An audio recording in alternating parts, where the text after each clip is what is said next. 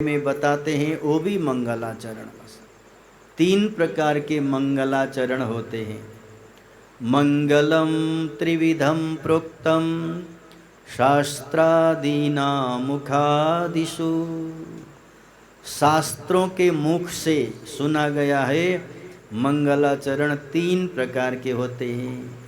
एक मंगलाचरण का नाम हो गया ऐसा नमस्कार, दूसरा मंगलाचरण हो गया आशीर्वाद बस, तीसरा मंगलाचरण वस्तु को दिखाना ऐसा करके निर्देश करना बस। ऐसे तीन प्रकार के मंगलाचरण होगा। शुकदेव जी महाराज यहाँ पर नमस्कार रूप मंगलाचरण करते हैं। कौन से परमात्मा को नमस्कार करते हैं? परस्मै पुरुषाय भूयसे। निर्गुण निराकार उस परमात्मा को सबसे पहले नमस्कार करते हैं। एक बात जरूर याद रखना आप लोग, हम आपके घर गए, आपने हमको नमस्कार किया तो वो नमस्कार आप अपने आप को ही कर रहे हैं, क्योंकि परमात्मा तो सब जगह एक ही बैठा हुआ है। बस चाहे आप इधर से नाक पकड़ो, चाहे यहाँ से पकड़ो, नाक तो अपना ही पकड़ना है। बस आपने किसी को भी नमस्कार किया, वह आप अपने आप को ही नमस्कार कर रहे होते हैं। बस क्योंकि अंदर बैठने वाला परमात्मा एक ही है सबके जगह। दो तीन चार परमात्मा नहीं है, एक परमात्मा है। एक हिंदू धर्म के गुरु को यहाँ ला करके भूतेश्वर कुटिया में बैठाइए, एक सिख धर्म के गुरु को बैठाइए, एक ईसाई धर्म के गुरु को बैठाइए, एक इस्लाम धर्म के गुरु को बैठाइए, अलग अलग संप्रदाय के गुरु को बैठाइए, वो अलग अलग बातें करेंगे। लेकिन मिर्ची दो सबको चखने को बोलो तो क्या बोलेंगे सब लोग? सबको स्वाद एक ही आएगा। क्यों? उस सब के अंदर बैठने वाला परमात्मा वो एक ही है, जानने वाला एक है। कितने भी बार झगड़ा करो, बस सारे धर्म गुरुओं को इकट्ठा करो और करेले का कच्चा करेला दे दो, चख लो, बोलो तो क्या बोलेंगे? अलग अलग बोलेंगे क्या? उस स्वाद को जानने वाला अंतरात्मा वो एक ही है बस। इसीलिए यहाँ पर परीक्षित महाराज जी के प्रश्न के उत्तर देते हुए शुकदेव जी महाराज भगवान को प्रणाम करना ही भूल गए थे। बस अब याद आया, मैंने तो भगवान को प्रणाम तो किया ही नहीं, अब प्रणाम करने लगी। तस्मै पुरुषाय भूयसे नमः। उन परमात्मा को मैं प्रणाम करता हूँ जो निर्गुण और निराकार है। कैसे है? दूध के अंदर घी के जैसे हैं। बस दूध तो दिखता, लेकिन दूध के अंदर घी नहीं दिखता। वैसे ही परमात्मा, उन परमात्मा को हम प्रणाम करते।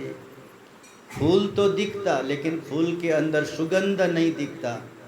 इसी तरह उस सुगंध के समान उस निर्गुण परमात्मा को हम प्रणाम करते हैं।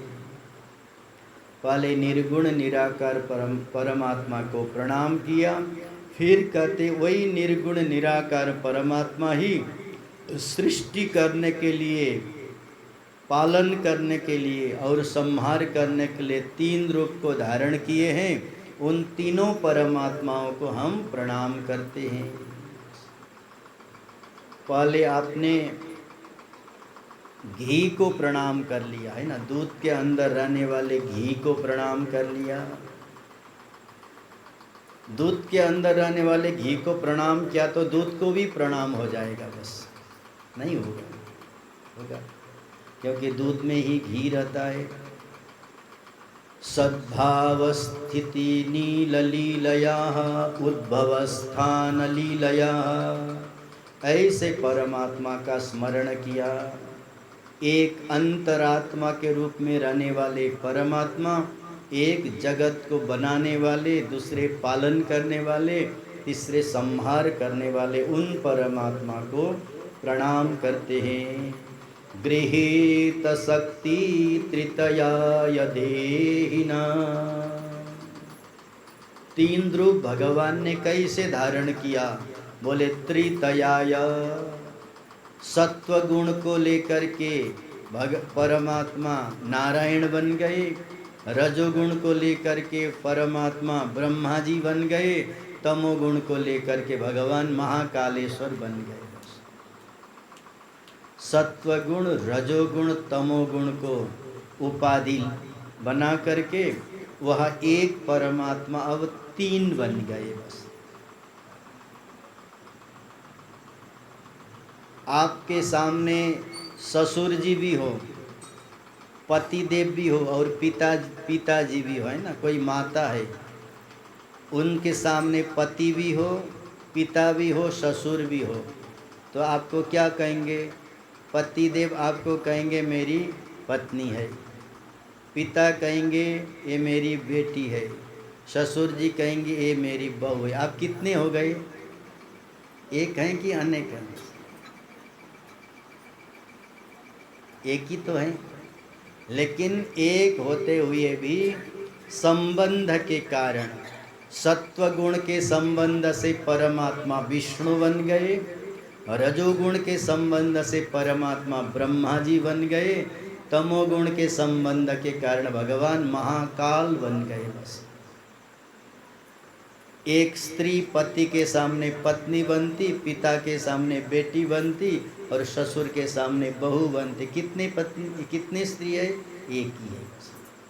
वो एक ही परमात्मा सत्वगुण, रजोगुण, तमोगुण के द्वारा त्रितयः, त्रिदेव बने। त्रिदेव ब्रह्मा विष्णु महेश्वर। ऐसे ब्रह्मा विष्णु महेश्वर को मैं प्रणाम करता हूँ। शुकदेव जी महाराज जी ने इस प्रकार से मंगलाचरण किया। भूयो नमस्सत् वृत्तियच्छिदेशाम् असंभवानां खिल सत्वमूर्ते। दूध में घी नहीं दिखता, असंभव है दूध में घी दिखना, ऐसा नहीं लगता है। आपने गाय से दूध दो करके लाए, उस दूध में कितने भी घी का दर्शन करना चाहो, लेकिन घी का दर्शन होगा ही नहीं, होगा ही नहीं, होगा ही नहीं। घी का दर्शन करने के लिए क्या करना पड़ेगा? दूध को गर्म करना पड़ेगा, जामुन डाल करके जमाना पड़ेगा, दही हो जाएगा तो मंथन करना पड़ेगा, जल भी थोड़ा डालना पड़ेगा, मंथन करते करते करते तब जा कर के घी का दर्शन हो जाता है।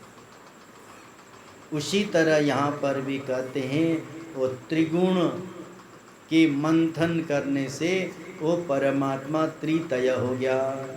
देहिनाम अंतर्भावानम अनुपलक्षतात्मने। बनाया उसी ने, बनाए हुए वस्तु में प्रवेश कर गया वही, देखने के लिए आँख दिया, लेकिन इन आँखों से वो दिखता ही नहीं। बस शरीर को बनाया उसी ने, जगत को उसी ने बनाया, परमात्मा ने। शरीर को बनाया उसी परमात्मा ने। इस शरीर में अंदर जा कर के हृदय में बैठ गया वही परमात्मा। देखने के लिए आँख दिया, लेकिन उस आँख से परमात्मा देखता ही नहीं। कितना विचित्र है। संसार को देखने के लिए आँख दिया, उस संसार को देखने वाले आँख से वो परमात्मा दिखता ही नहीं।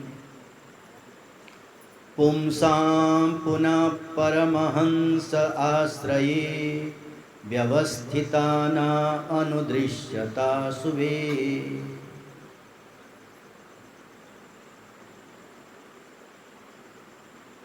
अब कहते हैं शुकदेव जी महाराज, हे प्रभु, आप ही एक ऐसे व्यक्ति हो जो संपूर्ण चराचर जगत में पक्षपातों से रहित है। बस भगवान पक्षपात नहीं करते हैं। किसी को छोटा, किसी को बड़ा, किसी को शत्रु, किसी को मित्र, किसी को अपना, किसी को पराया, जो नहीं समझता हो, एक समान भाव से सब में एक दृष्टि रखता हो, उसी का नाम हो गया परमात्मा। पुमान पुनः पारमहंसमाश्रये, ऐसे उन परमात्मा को मैं प्रणाम करता हूँ जो कभी भी किसी के प्रति पक्षपात नहीं करते। बस भगवान पक्षपात करते हैं ऐसा आप समझो। फिर मनुष्य के शरीर में भगवान छोटे बन करके बैठे हैं, हाथी के शरीर में भगवान बड़े बन के बैठे हैं, मधुमक्खी के शरीर में और छोटे और चींटी के शरीर में छोटे। पक्षपात तो हुआ, ऐसा आप समझ देंगे क्या?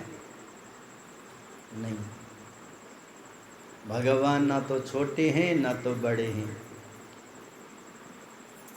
भगवान ना आधे हैं ना अधूरे हैं ना पूरे हैं, बस एक हैं।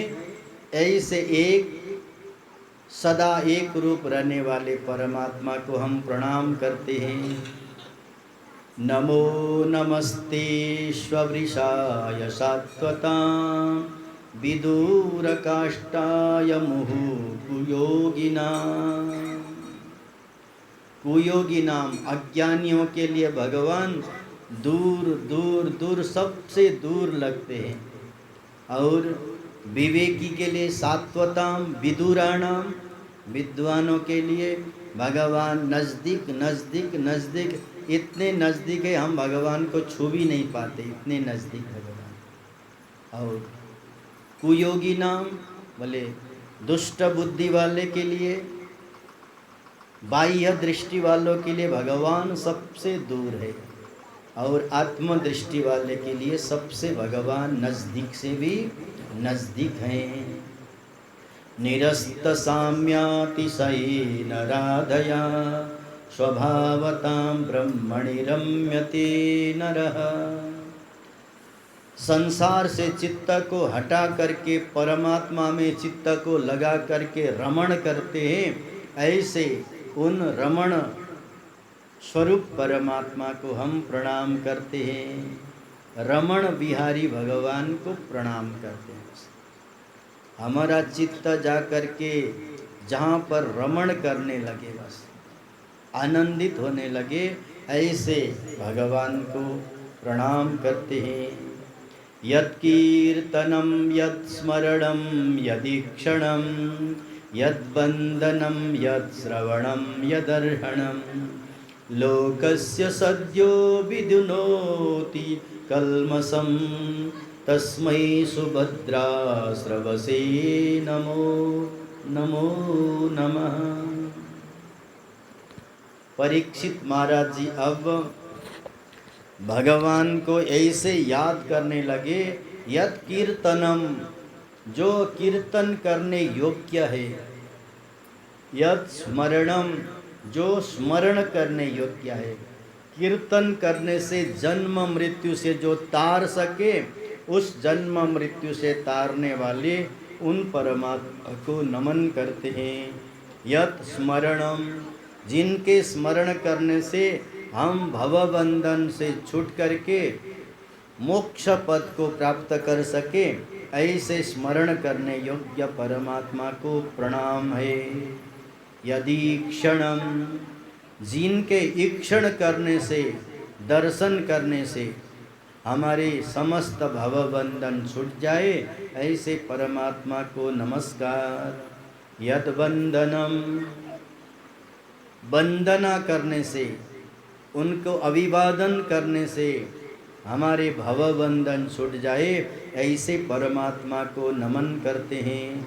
यत् श्रवणम, जिन परमात्मा के कथा के श्रवण से परीक्षित के तरह मृत्यु के भय से मुक्त हो जाए, ऐसे उन परमात्मा को हम प्रणाम करते हैं। यदर्हणम, ऐसे योग्यता उन परमात्मा में है। लोकस्य सद्यो विदुनोति कल्मषम, संसार के कल्मष माने पापों को धूलने वाले हैं। हमारे समस्त पापों को धो डालने वाले, कायिक पाप, मानसिक पाप, बौद्धिक पाप, बुद्धि से होने वाले पाप, मन से होने वाले पाप और देह से शरीर से होने वाले पापों को कलमसई विधुनोति, हमारे पापों को धो डालते हैं। ऐसे सुभद्र स्रवसे नमः, ऐसे सर्वश्रेष्ठ परमात्मा को हम प्रणाम करते हैं। सुभद्र श्रवसे नमो नमः। बार बार हे प्रभु मैं आपको बार बार प्रणाम करता हूँ। तपस्विनो दानपरा यशस्विनो मनस्विनो मंत्रविदस्सु मंगला, क्षेमं न विन्दन्ति विना यदर्हणं, तस्मै सुभद्रा स्रवसे नमो नमः। सुभद्रा स्रवसे, हे कल्याण करने वाले परमात्मा मैं आपको बार बार वंदना करता हूँ। तपस्विनः, आप तपस्वरूप है, तपस्या का स्वरूप भी आप ही हो। दानपरः, दान का स्वरूप भी आप ही का है। यशस्विनः, यश का स्वरूप भी आप ही का है। मनस्विनः, मनस्वियों का स्वरूप भी आप ही हो। मंत्रविदः, मंत्र को जानने वाले का स्वरूप भी आप ही हो। सुमंगलः, सर्वत्र कल्याण करने वाले, सर्वत्र मंगल करने वाले स्वरूप भी आप ही हो। क्षेमं न विन्दन्ति, आपसे अतिरिक्त इस जगत में कल्याण करने वाला, आश्रय देने वाला कोई हो ही नहीं सकता। बस हमारे दुखों को, कष्टों को सुनने वाले, हमारे दुख कष्टों से छुटाने वाले आश्रयभूत कोई वस्तु है तो एकमात्र है प्रभु आप ही हो। ऐसे कल्याण करने वाले हैं प्रभु मैं आपको प्रणाम करता हूँ। ऐसे सुखदेव जी महाराज जी ने भगवान की स्तुति की, मंगलाचरण करना प्रारंभ किया। हे प्रभु आप तो सबको शरण देने वाले हैं, सबको आश्रय देने वाले हैं। बोले कौन कौन? किरात हूणांद पुलांद पुष्कला, आबीसकंका यवना खसादयः, अन्ये च यत्पापयदुपयाश्रयः, शुध्यन्ति तस्मै प्रभविष्णवे नमः। शुध्यन्ति तस्मै प्रभविष्णवे नमः। हे प्रभु आप तो सबको आश्रय देने वाले हो। किरात जाति को आश्रय देने वाले, किरात माने भील जाति। एक बार देवादिदेव महादेव जी भी भील बन गए थे, आदिवासी बन गए थे। हूणः, हूण नाम के जाति। आंध्र नाम की जाति। पुलिंद, पुष्कल नाम की जाति। कलंक नाम की जाति। यवन नाम की जाति और खसादय, इन सारे जातियों को आश्रय देने वाले हे प्रभु आप हो। इसलिए सर्वाश्रय आप होने से आपको हम प्रणाम करते हैं। अन्ये च यत्पापयतुपाश्रयन्तः, अन्य कोई भी पापी से भी पापी व्यक्ति होया है वो भी आपके ही आश्रय में रहता है, और आपके आश्रय में आए हुए को आप विशुद्ध बना देते हो। इसलिए ऐसे प्रभु विष्णु अच्छी तरह से अपने को लीला करने के लिए विविध रूप धारण करने वाले हे प्रभु मैं आपको प्रणाम करता हूँ। सुखदेव जी महाराज जी कहते हे प्रभु आप ही तो सबके पति हो। संसार के पति तो छूट जाते हैं, संसार की पत्नियां तो छूट जाती है। सबके पति भी आप हो और सबके माता पिता भी आप हो। श्रेयः पतिर्यज्ञपतिर् प्रजापतिर्, धियां पतिर्लोकपतिर्धरापतिः, पतिर्गतिश्चान्धकवृष्टिसात्वतां, प्रसीदतां नो भगवान् सतां पतिः। सबके स्वामी सबके ईश्वर एकमात्र परमात्मा है। इसलिए गोपियां भी जिन पतियों से विवाह करके गृहस्थ आश्रम को बनाई, गृहस्थाश्रम को समझा, उनको पति नहीं समझती थी। पति तो केवल एकमात्र भगवान श्री कृष्ण को ही मानती थी बस। इसलिए सबके पति कौन है? हे प्रभु, आप ही सबके पति हो, क्योंकि सबको आश्रय देने वाले आप ही हो। पति माने क्या? आश्रय देने वाला, घर में साथ में रखने वाला, भोजन पानी की व्यवस्था करने वाला, सुरक्षा देने वाला, संरक्षण शिक्षण देने वाला, इसको कहेंगे आश्रय दाता।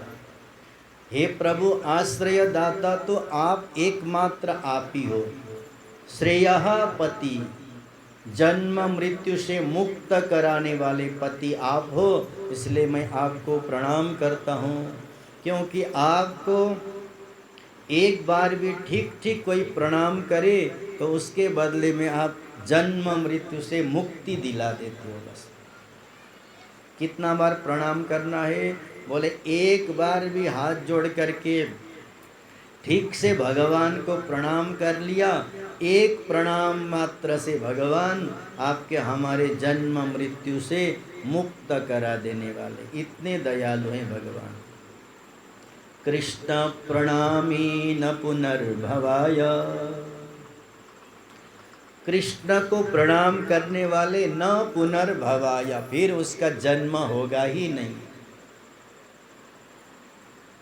इसलिए मोक्ष प्रदान करने वाले पति आप ही हो, और आप ही यज्ञ के स्वामी भी आप ही हो। यज्ञ पति ही, यज्ञ के पति भी आप ही हो।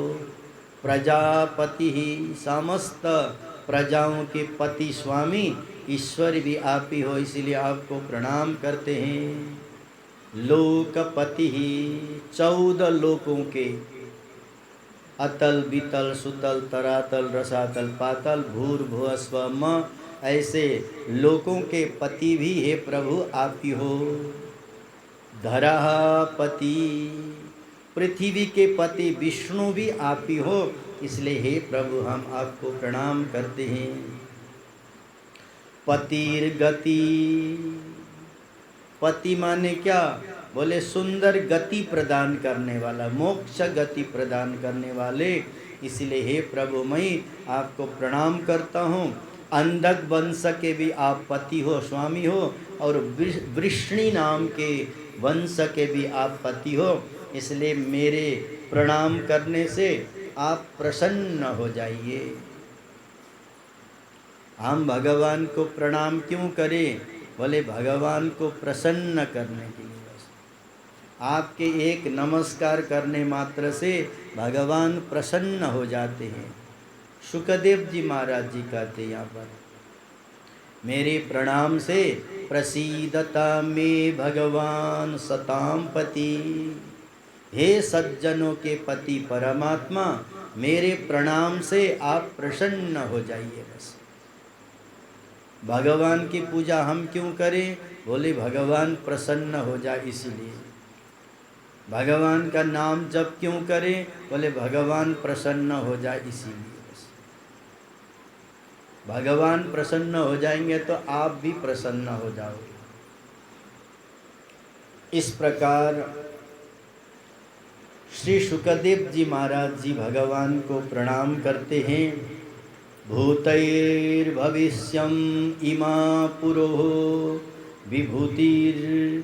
विभूतिर्मायां सेते यदि श्रितं पुरुषः। हे प्रभु, आपने 84 लाख योनि के शरीरों को बनाया, आपने 33 कोटि देवताओं के शरीर को बनाया। उस शरीर को बना करके, उस शरीर में अंदर प्रवेश करके आप सेते वाले सो गए। बस शरीर को भी बनाया और शरीर के अंदर घुस गए भगवान, और वहाँ जा कर के क्या कर गए? बोले सेते, भगवान सोए हैं। आपके हमारे शरीर में भगवान सोए हुए हैं। 84 लाख योनि के प्राणी के शरीर में और 33 कोटि देवताओं के शरीर के अंदर भगवान सोए हुए हैं। भुंक्ते गुणान षोडश षोडशात्मकः योऽलङ्कृतिष्ठ भगवान बचांसि में। 16 कलाओं से युक्त, 5 ज्ञान के इंद्रियां, 5 कर्म के इंद्रियां, 5 प्राण, 15 हो गए, मन मिलाने से 16 हो गए। इन सारे 16 कलाओं से युक्त सूक्ष्म शरीर को उपाधि बना करके रहने वाले हे परमात्मा, मैं आपको प्रणाम करता हूँ। नमस्तस्मै भगवते वासुदेवाय वेदसे पपुर्ज्ञानमयं सौम्यं यत्सुखाम्बुजहासयन्। नमस्तस्मै भगवते वासुदेवाय वेदसे। संपूर्ण चराचर प्राणी के कर्म फल को जानने वाले, किस प्राणी के कितने पुण्य है, किस प्राणी के कितने पाप है, वो सब को जानने वाले को कहेंगे परमात्मा। ऐसे कर्म फल के ज्ञाता हे प्रभु, मैं आपको प्रणाम करता हूँ। तदेतदात्मभूराजन्नारदाय प्रपृच्छये वेद सर्गो भयात्मानं साक्षदाह हरिरात्मनः। हे परीक्षित, आपने सृष्टि के विषय में प्रश्न पूछा था। सृष्टि के विषय में प्रश्न तो एक बार देवर्षि नारद जी ने सत्यलोक में जाकर के ब्रह्मा जी को पूछा था। जिन्होंने इस जगत को बनाया, उसी परमात्मा को पूछने से ही ठीक ठीक संसार कैसे बना उसका ज्ञान हो जाता है। नारद जी ने ब्रह्मा जी को प्रश्न किया था। ब्रह्मा जी ने जो नारद जी को उत्तर दिया, हे परीक्षित, वही उत्तर मैं सृष्टि के विषय में तुमको भी बताऊंगा। सृष्टि के विषय में कौन जानता? बोले ब्रह्मा जी जानते। अब आइए, अब हम लोग कहाँ जाएंगे? शुक्रताल से जाएंगे, ब्रह्मलोक की कथा को सुनने जाएंगे। आइए ब्रह्मलोक चलेंगे। बोली नारायण देव की। देवर्षि नारद एक दिन सत्यलोक, जो सबसे पहला बना हुआ लोक का नाम है सत्यलोक, वहाँ गए। ब्रह्मा जी को प्रणाम किया। ब्रह्मा जी को प्रणाम करने के बाद सृष्टि के विषय में प्रश्न किया। नारद उवाच यद्रूपं यद्दिष्टतां यतः सृष्टिमिदं प्रभुः यस्थां संस्थं यत्परं यच्च तत्त्वं वद तत्त्वतः।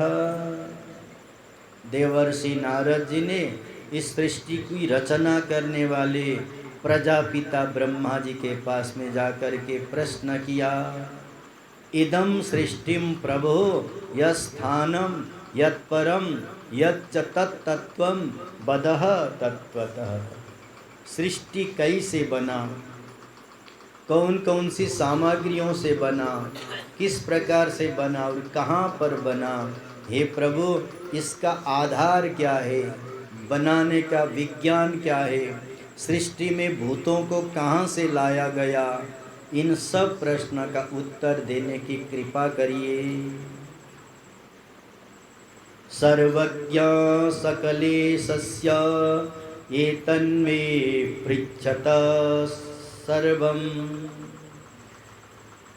देवर्षि नारद जी कहते, हे पिता, हे गुरु, सर्वज्ञ सकलेश्वरः, चराचर जगत की रचना करने वाले आप, मैं आपको ही प्रश्न करता हूँ, आपने सृष्टि की रचना कैसे करी? सृष्टि की रचना करने का ज्ञान आपको कहाँ से मिला? कहाँ जा कर के पढ़ाई की आपने, जो कि सृष्टि का ज्ञान आपको मिला? कृपा करके बताइए। ब्रह्मोवाच सम्यक् कारण कस्येदं वत्सते विचिकित्सितं यच्चहं चोदितो सौम्यं भगवन् वीर्य दर्शने। अब सृष्टि कैसे बने, क्यों बने, कहाँ से बने, अब ब्रह्मा जी देवर्षि नारद जी को कहते हैं। कारुणिक अस्यः इदं वत्स में विचिकीर्षितम। भगवान नारायण सहस्त्र फण वाले शेष नाग में शयन करते हैं। समुद्र में सहस्त्र फण वाले शेष नाग में भगवान नारायण शयन किए हुए हैं, चतुर्मास कर रहे हैं भगवान। 4 महीने भगवान शयन करते। भगवान के नाभि से कमल का एक नाल ऊपर की ओर गया, आसमान की ओर।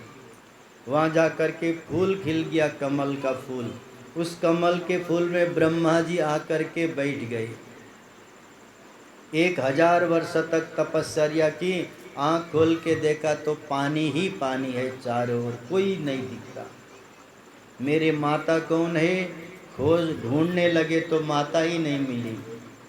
मेरे पिताजी कौन है, जन्मदाता, ढूंढते गए ब्रह्मा जी, कोई मिला ही नहीं। बस मैं कहाँ बैठा हूँ, बोले कमल के ऊपर। कमल का नाल कहाँ से आया, उस कमल के नाल से नीचे उतरते उतरते 1000 वर्ष हो गया और कुछ पता ही नहीं चला। ये कमल का नाल कहाँ से आया है, पता नहीं चला। फिर उसी कमल के ऊपर बैठ करके ब्रह्मा जी तपस्या करने लगे, फिर साधना कर